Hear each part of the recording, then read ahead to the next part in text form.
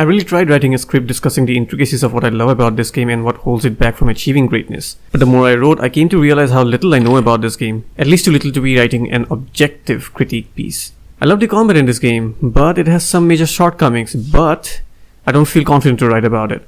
I love the open world and what it has to offer, but it has some major shortcomings, but I don't feel confident to speak about it. Its story and characters had potential, I felt it, but I don't feel confident to talk about it as the game just casted fucking Stutters Maximus on it to constantly make me annoyed with how shitty the game runs, preventing me from delving deeper into its mechanics and the world.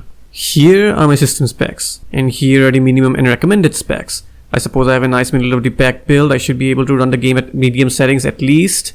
Wrong. The game doesn't run well even on low settings, and this really affected my entire experience. I wanted to ride through the open world, taking a various side quests, see how they have been built, how unique and engaging they were. I wanted to check out all those little side activities. I wanted to know how long those innumerable brain-dead, simple but short activities can keep it interesting. But Stutters Maximus, I can't do that in peace.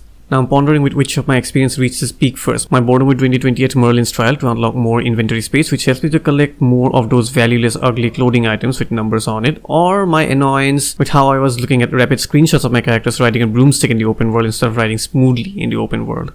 I wanted to experience the beautiful inner walls and mechanisms of Hogwarts. I was almost captivated by it. The grand staircase, the moving pictures, the beautifully painted hallways glowing under the sunlight's kiss, they captivated me. Almost, because Stutters Maximus, the only thing I felt while running through the corners of the mystical castle was an utter pain in my eyes instead of being spirited away in exploring the walls of Hogwarts. I love the combat of this game. They found interesting ways to make damage spongy enemies with very little variety interesting. The progression was very smooth and well paced, and I wanted to really test it to its full extent, but Stutters fucking Maximus. I can't tell if I'm being challenged by the game's actual difficulty or by how I need to perceive every risky scenario I was in through a PowerPoint presentation. I stay amused by the spell combos I can do while quickly dodging or blocking enemy attacks only for a short while. As Stutters Maximus, it becomes really difficult to know what's going on a lot of times. The warning circle appears at the end of the moment because the stutters ate away the previous frames. I cast out Stupefy without intending to, as the game struggles amongst the stutters to figure out if I have released the button or not, or the other way around too, where I keep holding the button as I do not know if I've casted Protego or not. Stutters Maximus. The performance totally ruined the experience, and I find myself pondering if the positives and negatives that I have noticed in the game are valid or not. Because the fact remains, I got fed up by the stutters to fully dive into the game and check it out for everything that it has to offer.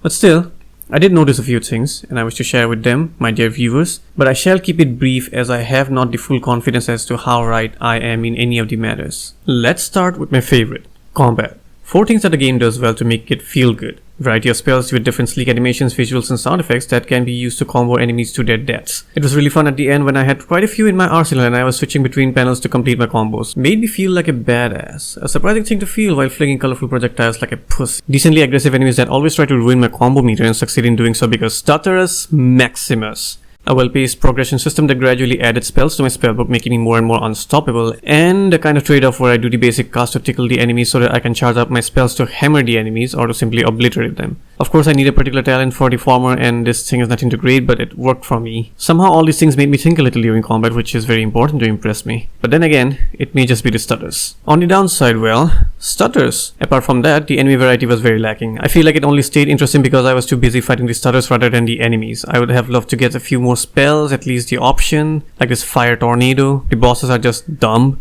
Common enemies with several buffs. Didn't feel it initially because I didn't find them too damage spongy, but at the end though, considering how basic they were just damage sponges. And lastly, how easy the combat is really. Even with all the stutters, the game couldn't force me to use other tools like potions and plants and traits and clothes. I honestly keep on forgetting that there was this thing in this game at all. The 1 or 2 times that I used them made me realize how it would utterly break the game. But I suppose the game was going for a power fantasy where we the player become overpowered and bring everyone to their knees. But then again, there's a difference between overpowering enemies like these and enemies like these lots. Next, the open world. Beautiful. Full of brain-dead stuff to do that are interesting for a while, but that was probably just me hoping to see something better later. Spoilers? There wasn't. It does feel alive when I see little things like this busker or something even unique like this argument between this child and his mom. It was legit interesting. But other than that, there is nothing really to write about. All I can remember are innumerable number of Merlin trials that gave me more inventory space, about which I've already expressed my feelings at the beginning, and also things like land my broom in a helicopter pad. I feel like I missed something here, otherwise this is just plain insulting. While at the topic of the open world, let's just jump into the inner walls of Hogwarts, as it is about exploration and I'm somewhat satisfied with it. I liked how I got the hint for this puzzle, and I liked the side quests that were available. Felt like actually being a student there for a while, as we apparently don't need to attend our classes other than the introductory ones, and none of the school rules apply to us. We are really free from any rain. What else is there? Side quests? I hardly could do much of those to give any opinion, but at times I did feel like the characters went on and on about things that had no meaning whatsoever. Why should I care about your plant pruning, Professor Garlic? I suppose this person has a point talking about Ranrock and Rookwood's terror, but somehow I don't feel it. Where I would like to interject, the voice acting was the professors were great, but the rest, I don't really have anything else to talk about, as I didn't even get to play it properly. I don't even know how to conclude it. Oh, I know. How about games should stop doing whatever they are doing with this armor loot system? Learn something from Monster Hunter, you dolls.